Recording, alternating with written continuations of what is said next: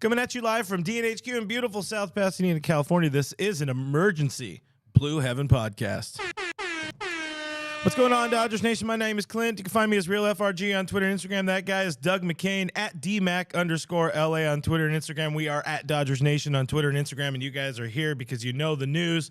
Cody Bellinger has been non-tendered as widely expected. Doug, how you doing? How you feeling about this news a couple minutes after learning about it? Look, in 2019, if you said this was going to happen, I wouldn't have belly-eaved you. But after the last 2 years, he's had a sub-200 batting average. He's been one of the least productive bats in the league. He's been a below-average bat. He definitely is a defense-only player to an extent at this point. And when you talk about $18.1 million for a player that just gives you premium defense and not much else, it definitely isn't shocking. But then also when you consider the career he has had, an MVP, a multi-time All-Star, a Rookie of the Year award. He's a guy that was drafted and developed by the Dodgers, a very popular player, one of the most beloved Dodgers in recent history. It's a little shocking when you look at the grand scope of things with Cody Bellinger, but when you consider the last few seasons, some injury-plagued years, he just hasn't been able to get it going with the bat. But yeah, it doesn't surprise me when you consider the fact that this team just did not have success with Cody Bellinger. He was benched in the last, he didn't get an at-bat in the last couple of games in the NLDS. The writing was on the wall, but it still stings when you consider how much promise he showed. He now is the first MVP to get non-tendered. So it's historical from that standpoint. But what's your reaction? I mean, I've been saying this was going to happen since May. It was very painfully apparent when you look at the career he's put together since the MVP. You could argue even the second half of that MVP season, not great. You would kill to have that Cody Bellinger back because it was still a fine second half of the season. But he's been bad for 3 straight seasons, full seasons, despite your feelings about 2020. No, he's been bad for 3 seasons. It's not getting any better. The price keeps going up, and the Dodgers they paid a lot in the tax, the CBT tax last season or this past season. So they needed to find a way to trim payroll. And as I said on Monday's live stream, it's like this was a get out of jail free card. They had a free pass to just trim $17 million from the payroll, and yeah, I've learned to not have allegiance or attachments to any players anymore, to anybody really. Like, what does it get you? You know, just be in your own little bubble, live up under a rock, up on top of a mountain, and you won't get hurt. Yeah, exactly. I closed off my soul to the pain. But we want to get into some of your comments here, guys. Let us know your Cody Bellinger thoughts in the live stream comments. We're the only people who are going to be on here live. We want to hear your opinions about it, not just have you hear ours like everybody else does in this kind of business. Also, let us know you're representing Dodgers Nation. Drop them area codes, drop your zip code, whatever the hell is the one with the shorter number. Dig into some of the comments here. Go for it. I like this one, John, from John over on YouTube. Kike ruined him, never recovered after that shoulder pop. And, you know, you could really make a great case. I just literally said that, like 2 minutes before we went live? Yeah, I mean, thanks a lot, Kike Hernandez. That was your parting gift. And really that home run in Game 7, that is going to go down as one of the most iconic and most important home runs in Dodger history. It's one of the indelible images of that 2020 postseason run. You add that, you consider Rick Monday's home run in Game 5 of the 1981 postseason where it helps get them a World Series title. He's always going to be a player you think back fondly of, but then like you said, you just can't get too attached to some of these guys. What I always say is don't fall in love with players, fall in like with players, and then days like this don't hurt as much. But yeah, this is Cody Bellinger. This is a player that a lot of fans have an emotional attachment to. They call him Cody Love. And he's very popular. You go to Dodger games, a big ovation for him. But the question I have right off the bat, though, and what I said, Money, first of all, I want to give you credit. Take your victory lap. You have been saying this 4 months now that the Dodgers would move off of Cody Bellinger. And I think that when you look at it from the clear sense that you were looking at it, it just didn't make sense. He is a guy, if you look at his WAR, I mean, a sub-2 WAR, he did not deserve that kind of money. But then what I point out was it wasn't the years, it's a 1-year deal. But I do think the Dodgers are looking at this, not about the money, not about moving on from Cody Bellinger. I think they're looking at this as an opportunity to get better and put someone in center field that can be more productive. So I'm looking at you, Aaron Judge. I'm looking at you, Brandon Nimmo. I'm looking at some of these top center fielders that could be available because, look, let's be honest here. I don't trust Trace Thompson in that role. I don't trust Chris Taylor in that role. I don't trust James Outman in that role Andy either. Pages, you don't trust really anybody on the roster to fill that. I trust Mookie Betts to fill center, but then you weaken right field there. Friend of the network right there. Anthony Keene, it's wild to see how much homegrown talent the Dodgers have let just walk over the last couple of years with, you saw Seager go, now Cody, thankfully, still not official, but we know Kershaw's coming back. But we just had Ron Say in the studio this week, got some great content coming out, really good conversation between him and Doug. And, Doug asked him about that infield, that team breaking up in the 80s. And it's part of the game. It's part of business. You don't get to keep these guys for the rest of their lives and the rest of all of our lives. It's just how the game goes. And at some point, Cody just wasn't getting it done, and it made sense to move on. I'm not going to pay you to do nothing for me, or just I don't know. I guess I'd pay you to do nothing. I like you. You're nice. He's a nice boy. You got something? Oh, yeah. I don't have a button. That's right.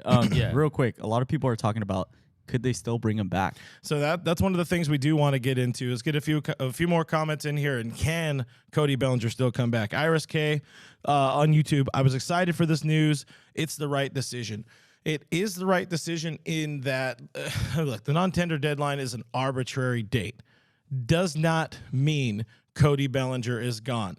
I said, I think it was after the season, or probably just leading up to the end of the season, I tripled, quadrupled, whatever comes after that, it down on the fact that they were going to non-tender him. But they also were probably and have probably been working on some sort of reduced, rate contract, probably a 2-year. I think I'd said 18 before, or something like that. The problem there is his agent is Scott Boras, probably not going to agree to that type of thing, just because he can probably get it, a reasonable contract out on the open market. We know, we've seen, we've heard, we've witnessed the rumors that the Blue Jays are for some reason in on him. But I don't know. I guess let's get into the idea. Like, can he still come back? Do you think they're working on something still, or is this news too hard to come back from? Yeah, I mean, what I've been saying on this show for the last couple weeks is it was either he comes back on that $18 million deal or that's it. Because we know that Scott Boras, he's still going to try to build his client up as much as he can. And they're going to take this opportunity to try to go to another team. The Blue Jays are a team out there. We know their stadium is definitely a bandbox where he could definitely try to turn it around from a statistical level. But when it comes to the stadium, it's not as relevant when it comes to his issues and his struggles at the plate. His issues at the plate are bat speed and hitting for contact. I don't care if you put him in a little league park, he's not going to have success if he doesn't figure out his swing and his approach. But I do not believe the Dodgers will bring him back on a lesser deal, just because I think there is going to be more of a robust market out there for Cody Bellinger. He is still a name. He still does play elite defense. And if you look at last season, his bat was 17% below league average. So at an 83 WRC plus, hit 265, hit 19 bombs. There is going to be teams out there that are going to think they can fix Cody Bellinger. And I definitely think the Blue Jays are an option. We always thought that since his dad played for the Yankees, that maybe he'd go to New York at some point and be in pinstripes. Well, that's a bandbox of a stadium. Yeah. How about the San Francisco Giants and Farhan Zaidi? How funny would that be this offseason? The Giants think they're getting Aaron Judge. Instead, they get Cody Bellinger. They get the Turd Burger, and we get Aaron Judge. I mean, I think that'd be great. But look, the great thing about Cody Bellinger, wherever he goes, he packs light. He just brings his glove. He doesn't bring his bats. And in all honesty, that's me taking the copium. That's me dealing with the pain, because I've always loved Cody Bellinger. But if you're asking me, I do not think he's going to sign a lesser deal. I do get good vibes. What I say, the bringing back the bland, get the bland back together, out with the old and in with the blue. It does feel, after what happened in that collapse in the NLDS, that the Dodgers are looking hard at this roster, and they're saying, one, we do want to get under that CBT and reset, and also if there are some opportunities to shake things up, we're going to go that route. So me personally, I don't anticipate him being back in Dodger blue, because it's a pride thing too, an ego thing too, saying, oh, I'm coming back on a lesser deal. And here's the thing, when they pay you less money, you expect less. You have less of a role, and I don't think they are in a position where they're going to say, we'll sign you to a lesser deal, 2 years, $18 million million, like you Yeah. said, something in that range, and say to themselves that we're going to have you as their everyday center fielder. I don't think Cody Bellinger wants that. I think they're going to look at a situation where he can try to reestablish himself as an all-star, point. and which team does that is the team that I think he'll end up playing for. Great point. That's a beautiful, man. Thanks. We Thanks, mentioned. boss. We mentioned. You got something? We mentioned on Monday like a really good landing spot. You know, yeah, the Yankees, because of that ballpark, makes sense, but Yeah. because of New York media, does not make sense. Great point. You know, He gets buried. he could look at what happened to Joey Gallo and be like, Great But- point. But Arizona, it's a homecoming. It's a great hitter's park. He's always played well there. I really do not see. You know what? I mean, it's tough because I do see a potential. I do see a window of opportunity for a reunion because, you know, Friedman, Brandon Gomes, there were. I don't know if it's just lip service, but there was positive talk about Cody on the you know, the precipice of the door being you know, him Yeah. being shoved out the door or what have you. There is interest there, but again, it's going to be at LA's price, and it's not in Cody's best interest to do that. It's not in Scott Boris's best interest to take a lesser deal to stay in a spot that was not working anymore. And like you were kind of alluding to, another team fixing him. The Dodgers are the team that fixes players, and he wasn't listening to what hitting coaches, by, you know, all accounts, by accounts that we've read in different articles and different publications, that he doesn't really take what hitting coaches tell him. Yeah, no, that's a fantastic This is what point. feels That comfortable is- to me.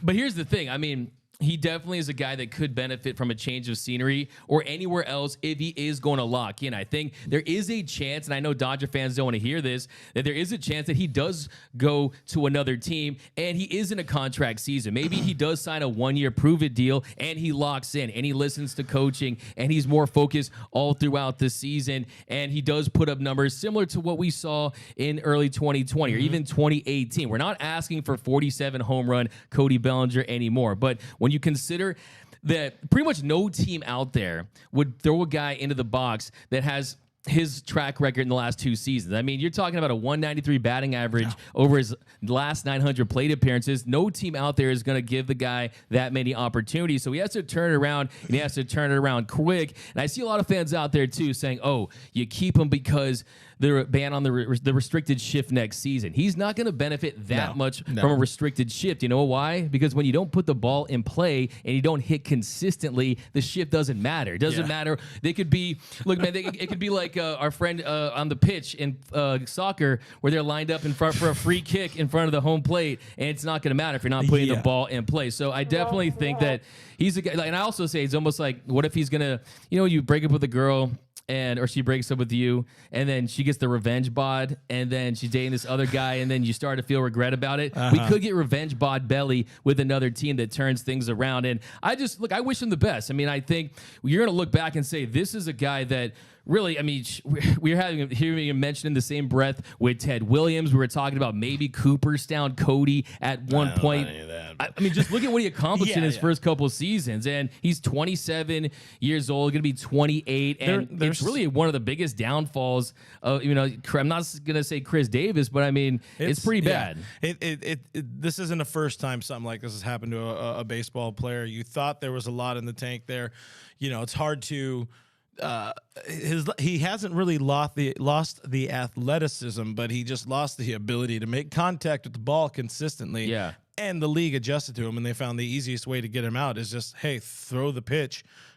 Throw him the ball. He ain't going to do much with it. I think that's how it works. No, for sure. And look, like I would say, bring your facts to the fight.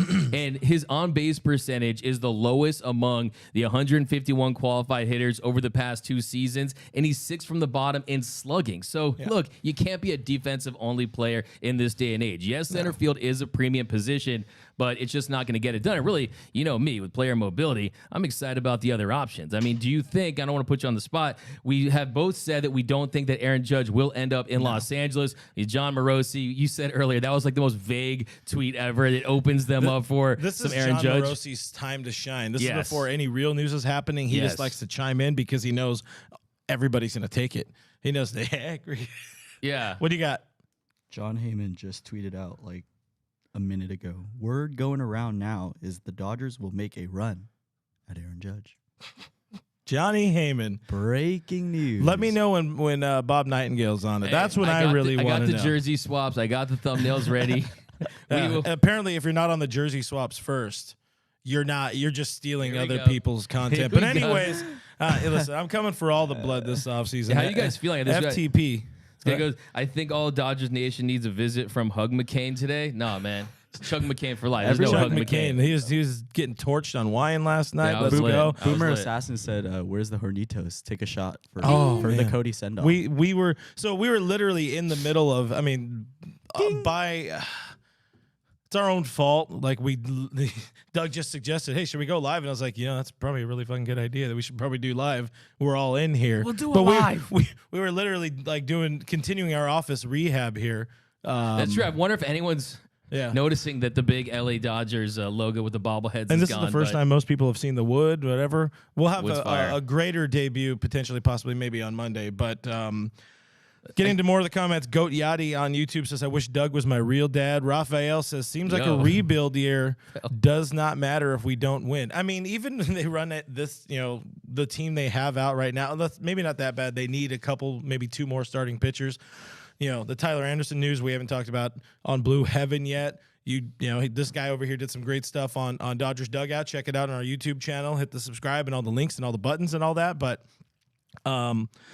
there's a desperate need for starting pitching, but this team could probably still fall out of bed and win 90 games. Let's be honest. Absolutely, 100% could. And you look at the division next year, the Padres are favored to win the division. We'll see about that. I really want to see them get, what did you say, 87 wins so we can win a World Series? Or was it 86? Get the 87. Yeah, well, no, go 8 because it's gone from 88 for the Braves. Last year, Phillies had 87. At least they made it to the World Series. So 86 next year, maybe that's the golden number. But look, this is the Dodgers, and you're starting to feel those vibes. The Dodgers are a team, when they go to the car dealership, they drive something off the lot, right? And can you really just picture them not getting one of these big name free agents? I mean, Verlander, Aaron Judge, Brandon Nimmo. Is this the year they end up with no one? We talked about the trade route, which I'm a fan of as well, but it just does feel like the Justin. And look, I do think maybe they're going to have some conversations with Scott Boras and Cody Bellinger. But to me, it sounds like, hey, we know that how Scott Boras operates. He's on the phone right now. Oh, yeah. For trying to find his client's next move. And look, I think, like I said earlier in the show, writing was on the wall in the NLDS. Writing was on the wall all season. He's benched in game 4. Yeah. The leash was so short by the end. It made sense that he did not hit well against Musgrove, but still, it's about for a team that is run by Dave Roberts, who stands by his guys every single moment. Yeah. For Cody to not be in that game, writing big time on the wall. Yeah. Adam says, Belly has been very bad, but there's no other free agent center fielder I'd rather have. It is a good point. There is, I'm not even, especially like when we did the free agent show where I forgot who came up with the numbers. It probably was a Heyman, but we're looking at like a 7-year deal for Nimmo. Like I'm not very game on that. I'd be more interested in seeing. I know he's a plus player, but injury issues. Doesn't hit too many home runs. Is a guy that is defensively fantastic, but I think his contract is almost similar to Dansby Swanson. Is it going to be closer to the $115 million range, or is he going to be a guy that's going to command a deal upwards of $150 million? And I definitely think he's a guy that's sitting back and thinking about his market. And also, we've heard, I forgot who tweeted out, but they mentioned the name Kevin Kiermaier. And Kiermaier's a guy, why would you, that's a Spider-Man move. You're pointing at Belly and you're pointing at, a below average bat. Our friend Jeff Snyder, he tweeted, why would you want to trade away somebody who is good at defense, who could hit before, or get rid of one guy and then bring in another guy who can play defense but has never been able to hit? Exactly. So, Kiermaier's not the answer. Kiermaier is not the answer. But they would go Outman, they would go internal before doing anything like that. I agree with you 100%. Where do you guys think that Cody Bellinger? Let us know down below in the comment section. Where do you think he will end up? I mean, everyone's saying the Blue Jays. That's interesting. He was a lefty. He's an outfielder. We know that's what they're after, and I think that'd be an interesting interesting fit. We've seen a lot of Dodgers end up in Toronto. Hyun-Jin Ryu, your friend, Ross the Boss Stripling, Chicken Strip, the Russell Dodger Martin. Blue Jays, Russell Martin. The list goes on and on. I mean, I don't know if weed is legalized in Toronto, so that definitely is going to be a factor for Baked Belly. But no, but Sly Gonzalez says Outman Kiermaier platoon incoming. I don't know how you platoon two lefties. Well, no, Kiermaier is not a left-handed swinger, right? yeah. He's just a no. He basically walks to the plate without a bat. Yeah, Iris, no, for sure. Iris says off topic, but I hate Scott Boras. I can agree with that. Mash that heart button if you hate Scott The Boras. Thanos of Anthony MLB Keene sports says agents. might be public enemy number one. Let's catch up on more of these comments here for sure. We got here. I want to ask you about this one. It says too many coaches. Do you blame this on the coaches at all? No, because he wasn't even listening to him. And honestly, over the last couple of years, by what I've been able to piece together, he's kind of mostly been working with Brant Brown. Yeah. Because I think everybody else has kind of threw up their hands. You know, hey, he's not going to listen to us. He's not going to change. He's not going to stick with the change, as we saw, in 21. We've talked about it ad nauseum. It looked good with that different swing, that different setup, the different approach, and that's what it comes down to. Does he want to not do his stupid high hands thing and maybe go make some money, or does he want to keep doing his thing and non-tendered for sure on November 18th? I mean, it's painful for Belly. I mean, they've exposed his problem areas for years. I mean, the breaking ball is low and away, high fastball, in the box, or whatever you want to call it. Yeah, I mean, the best way to get out Cody Bellinger is just to throw a baseball at his general direction at this point in his career. But at the same token, I will say on the positive side for Cody Bellinger, I'm hoping just for his sake that next year is the healthiest he's been since 2020. And I think that he's going to be as focused and as locked in as he's been. So if it's pretty much put up or shut up now or never for Cody Bellinger next season. You did mention the New York market and some of these pressure cooker opportunities. I mean, hopefully he doesn't go to a new, because look, I've been around the team at times, and he's a guy that I don't want to say he's like babied or coddled or anything like that. But look, I mean, if you're not responding to coaching, I mean, I think it just felt defiant at some point. Look, a lot of these hitters, they have their own instructions. They have their own routines and what they do at the plate. But what do we talk about? What's the first topic, Clint, every spring training? It's Cody Bellinger's stance, his approach, his swing. And I'm just at some point. Yeah, it's the first three Cactus League games. He's gone through already 3 different stances in the box. Yeah, no, for sure. It's just like the feet, we overanalyze it, but the reality is he just has an issue hitting for contact. I mean, we talked about it before. I mean, had a 907 OPS, was right behind Chris Taylor for the Dodgers' best hitter in the 2021 postseason, had some clutch base hits, and you saw his hands were lower, and he was able to get to some high-velocity pitches, and you just wonder, had he stuck with that approach the entire season and was a little more consistent, would they have given him more opportunities in the postseason to see if he could recreate that success? And if the Dodgers do have a deep run, maybe he's still in Dodger blue next season. But what I say after the NLDS, no one's safe. This is the post losing to the Padres era in Dodger baseball. You have to shake things up. You win 111 games and you win just one postseason game, nobody's safe. You have to reassess and reevaluate every single position. I like this sign Rodon, don't get DeGrom. Man, these guys are speaking my language, just throwing out random free agents. Please don't get DeGrom or Judge. What are your thoughts on that? I mean, I'm okay with that. I don't think Judge is going to age very well, and I think DeGrom is just way too damn injury prone, and we don't need that. We, as in the Dodgers, I get to say. JP says, belly to the Angels, they desperate to rebuild. That would be hilarious. Stay tuned, halostoday.com, all off season long. Fire Dave. Hey, we got our Fire Dave? Fire Dave Roberts next. You can't go a show without That's a Fire Dave take. Otani is on the back burner. That's from Boomer Assassin over on YouTube. I agree. I definitely think there's a long play for Shohei. I definitely think there's some chess moves being moved around, some chess pieces being moved around. I definitely think Shohei Otani is a player that they are prioritizing behind the scenes. Make no mistake about it. We got James says Cody to the Savannah Bananas. Let's go. I like it. Let's do it. No, I was thinking KBO Cody. No. Instead of KBO? Yeah. Savannah Bananas he would look good in that yellow. Oh, he would look phenomenal in that yellow. He'd be tripping out. Imagine if the Savannah Banana on the stilts. He'd be like, it would be too much for his brain to process that. The only time in his life he'll say, "Bro, I'm too high," because of stilts. Yeah, dude. No Dude, rim come shot. on. No rim shot, Chief. Oh my goodness. Thank you. No Bellinger sign. What are we paying this guy for? Sign D-Mac. No, Guys, you wouldn't there's- want the that. Twitter's going but crazy appreciate right now. that. Oh, Mod Dre's Twitter. will- Let's go. What's going on What's Twitter? going on Twitter? Got anything good? Nah, it's just everyone's freaking out about Heyman saying that the Oh, Dodgers are yeah. going after Judge. Heyman, dude. Yeah. Heyman is like a monster. He knows exactly what he's doing. Oh, he's And stokes he's the Boris's guy. fire. Yeah, no. And it's interesting when you consider the timing of it all, and it's to get fans excited. And look, I think that the Dodgers will have a similar position with Aaron Judge than they did with Freddie Freeman last season, in that if he falls into their lap, the Dodgers will sign him at their price. They're not going to get into a bidding war with the Yankees and the Giants. They're not going to just back up the Brinks truck. They have a number in mind, and if the situation makes sense for Aaron Judge, all rise in LA, and I think I would love it. But yeah, that one seems you're going against a Yankees team that they have to re-sign him. Yeah. You cannot let him go. They said they won't be outbid, which is the correct way of saying it. The Giants, we know, won't be underbid. That's for sure. Yes. They will not be underbid. Oh, how about this one? What do you think about this one? David Feldham, Cody will become a Cub. Lots of people talking about the Cubs. That was another one that's been Yeah. connected. I think those are more like kind of blog sites trying to connect it more than anything. Not very from substantial. the Yeah, no, insiders. it was like a Cubs reporter that was. I think I forgot his name, but yeah. I mean, you're yeah, right. anybody's on the table. I still think the smartest play would be Arizona, just because there's a lot of connective tissue there. An important note, though, like if the teams, their mandate heading into this offseason, if the mandate was to get that payroll down, they've done a hell of a job because they've trimmed nearly $100 million Yes. off the payroll so far.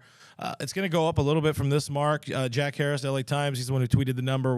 We are at 168.7 right now, but that I believe does not include the reported $20 million to Clayton Kershaw. So there's a little bit of wiggle room, but they're gonna have to stay, young, I guess we'll say, if the full blown plan is to stay under that CBT of $233 million. What do you think? Do you think that is the goal? You think there's a soft mandate to stay under the 233?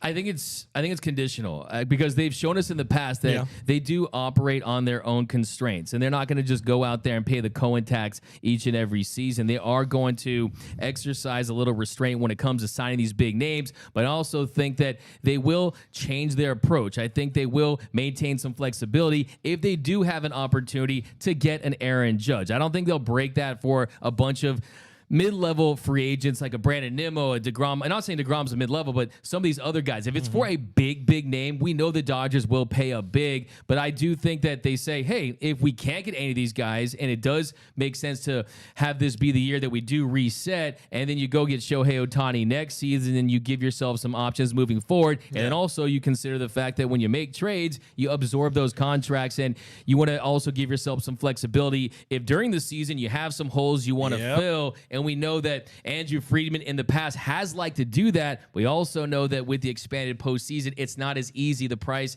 is a little high. So like we were talking about, man, if you're going to get to trade someone out, it's like getting Halloween candy the day after Halloween. But free agent wise, you're going to have to pay up big for some of these guys. But look, this could be a situation too where I don't want to say it's mutual, but I hope that Cody Bellinger uses this as motivation. He uses this as a way to say, hey, it just wasn't going to work out in LA if they weren't going to be completely on board with me. If the Dodgers weren't fully committed to Cody Bellinger, he needs that confidence. He needs to know that he's that everyday center fielder. But it's crazy. I don't know, though, man. I think they kind of gave him that job and that confidence for the better part of 2.5 years.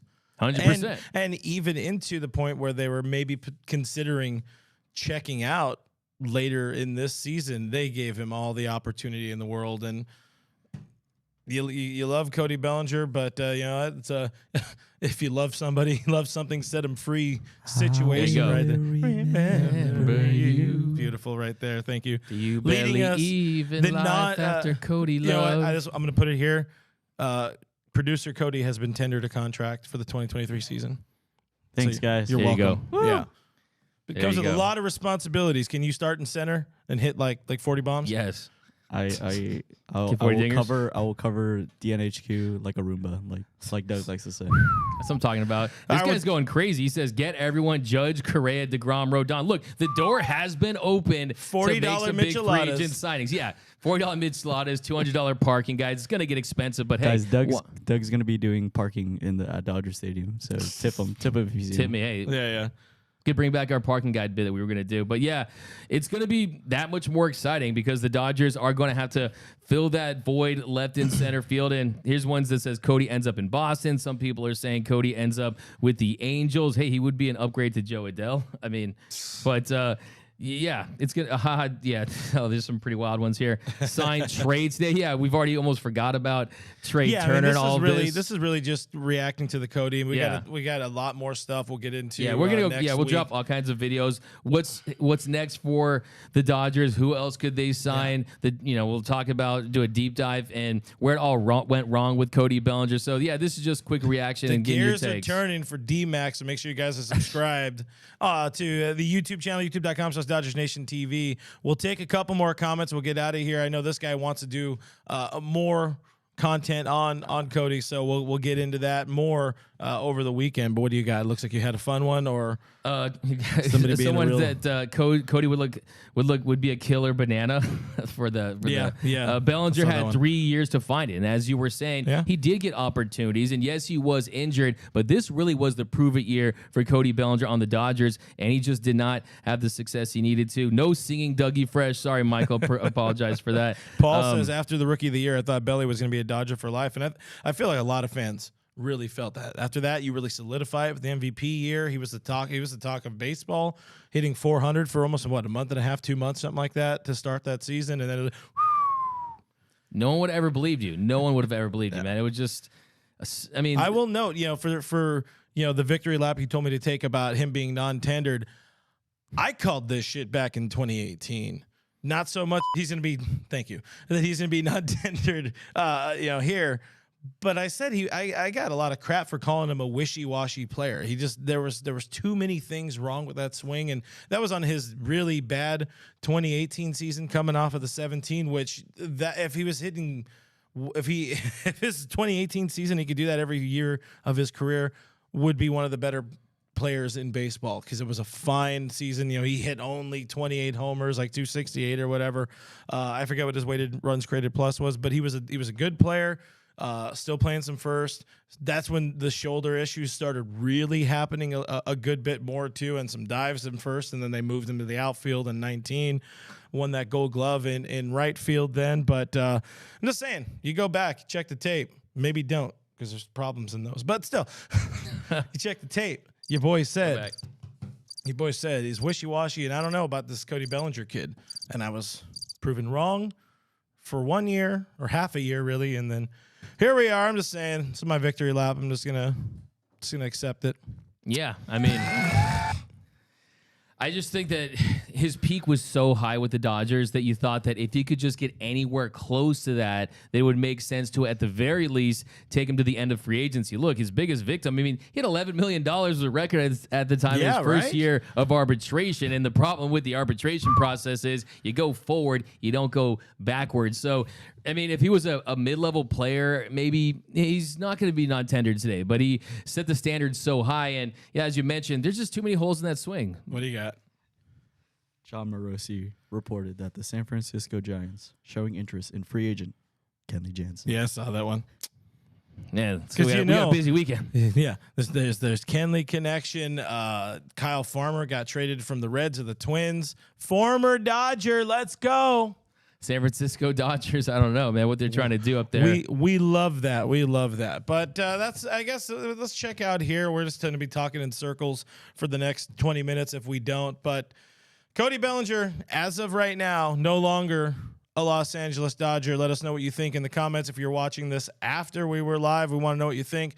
Keep it tuned where you're watching us now. This guy will be live, or he will be doing videos at some point. We'll be back on Monday for a full blue heaven and update and all the free agent stuff, and we'll see who else I could piss off while being live, because that's what I'm about. That guy's DMac_LA. My name is Clint. You can find me Real FRG on Twitter and Instagram. Shout out to producer Cody running the boards and the buttons and the beeps. And subscribe while you're here. Why not? Again, Dodgers Nation TV on YouTube. We're on iTunes, Spotify, iHeartRadio, everywhere. Your podcasts are available for free. Bye, Cody.